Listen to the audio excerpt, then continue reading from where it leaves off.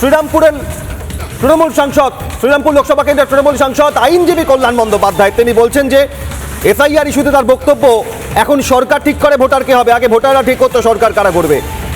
Special intensive revision, বিশেষ নিবিড় সংশোধন ভোটার তালিকায় বিহারে প্রায় 100%, 99.8% সাধারণ মানুষ যোগ দিয়েছেন, কারণ চান ভুয়ো ভোটার, রোহিঙ্গা, বাংলাদেশি অনুপ্রবেশকারী, জাল ভোটার চিহ্নিত করতে।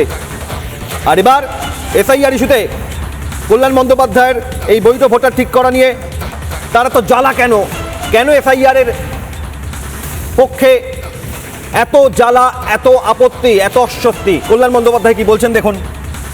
ভোটাররা ঠিক করে দেবে সরকার কি হবে, এখন বলছে সরকার ঠিক করে দেবে ভোটার কারা হবে। এটা অবাক ব্যাপার, কি উল্টে গেল। ভোটাররা ঠিক করবে যে সরকার হবে, এখন সরকার বলছে আমাকে তৈরি করার জন্য যে ভোটার হবে আমি সেগুলো ঠিক করবো। পিতাপিতে দেশ ভরে গেছে, দেশের সর্বনাশ করছে,